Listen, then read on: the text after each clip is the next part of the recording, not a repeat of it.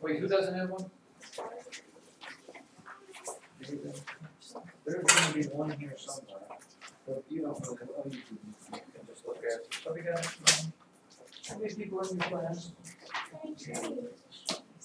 How many? Oh, wait, why don't I just, David? Let's just bring it up, shall we? Hold on.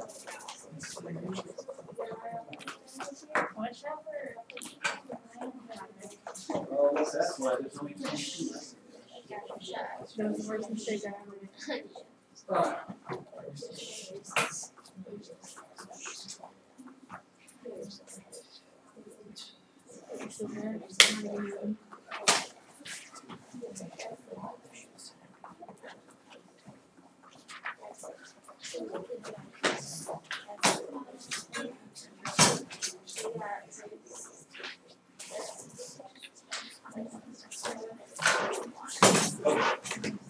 Sorry this is taking so long. I will promise to do better in the future. Here we go. When we talk about numbers, ladies and gentlemen, we classify them. Here are really all the numbers that you know. If you look at this, every number you know is pretty much a real number.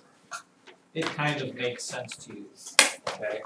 There is a whole another category of numbers over here that are called the imaginary numbers. But we don't have to worry about them because they're pretty much imaginary, like, you know, their friends used to be or whatever that was. Okay. We're only going to deal with the real numbers here. And the thing that's important to remember is this. For example, if we're talking about the number 7, the number 7 would fall in the natural or counting numbers. And a good way to remember that is this. When your parents taught you to count, which wasn't that long ago, what are you? 13, 12, 10, 9, some of you.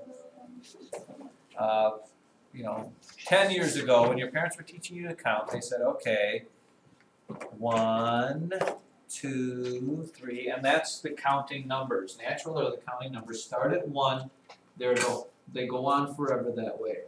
But if it is a natural number, see it's in this box here, it is also in this box here, which is a whole number, which is also in this box here, which is an integer, which is also in this bigger box, which is a rational number, which is also in the real numbers.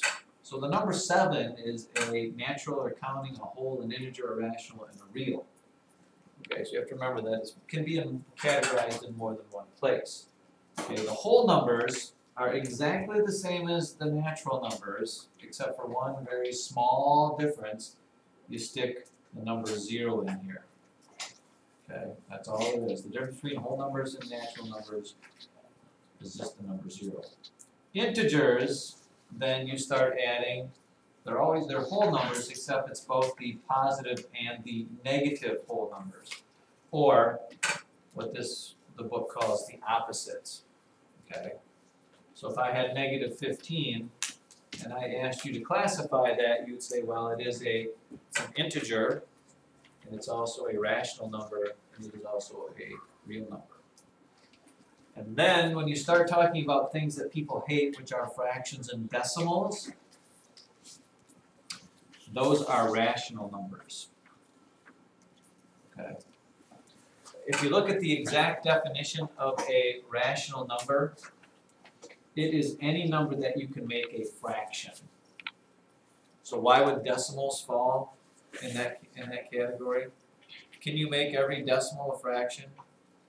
Yes, you can. Why? Because if I have the number, if I have 3.5, yeah, it's a decimal, but how do you say 3.5? It's 3 and 5/10. It's 3 and the fraction 5/10. Every decimal can be made a fraction. So that's why you do that there. Now you have to be careful a little bit here, children, because people try to trick you and all this sort of thing here. I'm going to draw a box over here if I can. Is that okay? So I can write on something. You have to be careful because what the math world and the math people want to do is trick you into not knowing what's going on, just like me and math.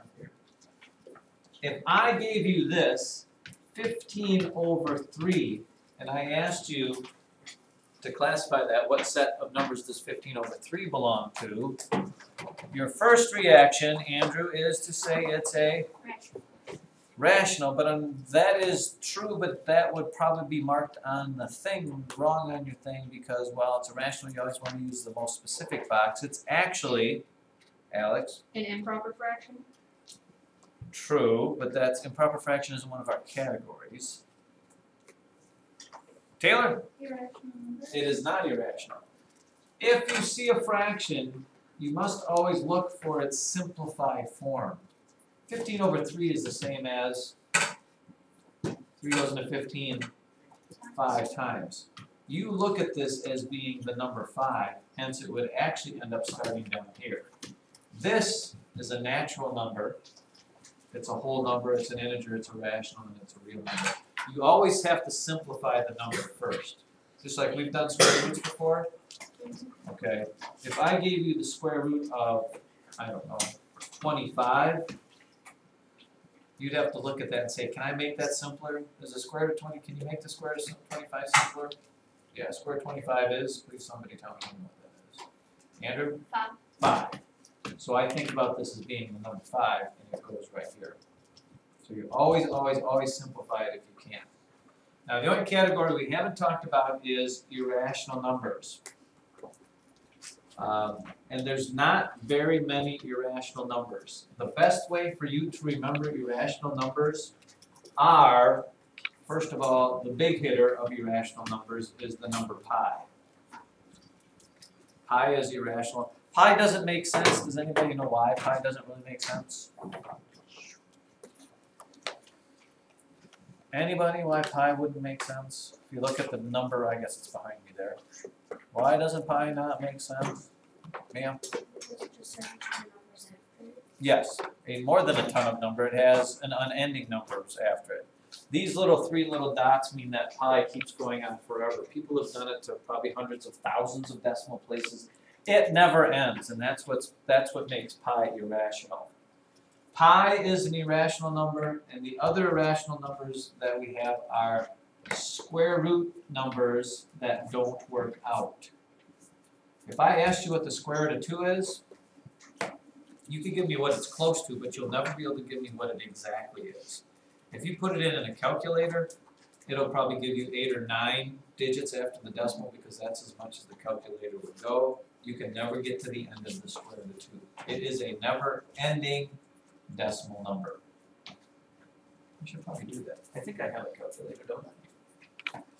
Did we do this before? Oh no, we did the. Wait, isn't it 1/3 as a decimal also number? I wasn't going to bring it up, but now Ryan said it, so I have to. Let's do square root of 2 first before we go there. Here's 2 and the square root of 2. Does anybody see it right there? It gives you as the answer 1.414213562373095. And like I said, the only reason it stopped there is because that's probably all the digits that square root of 2 will be allowed to have on there. Okay. Now, Ryan said, but what about the fraction 1/3? I need another box. Because as a decimal, 1/3 is what? 0.3 repeater, and it never ends. Okay, because Ryan said this, I will tell you this.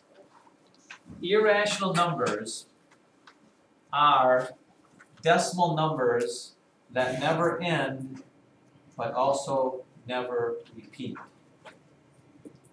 Okay?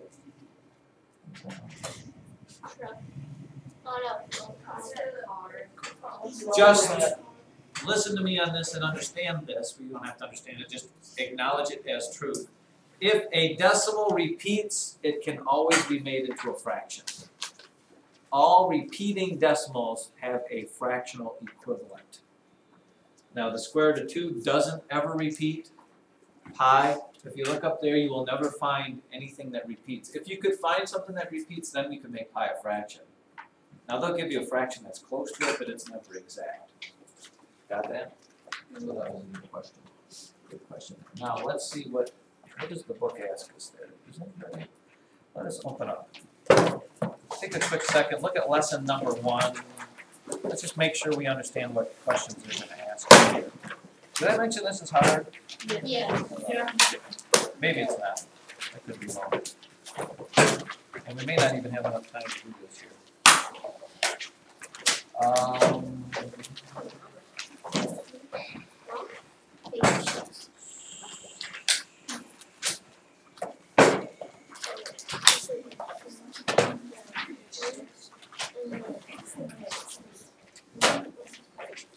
Oh, they'll ask you, practice letter 8 says, write an example of a whole number that is not a counting number. What is a whole number that is not a counting number?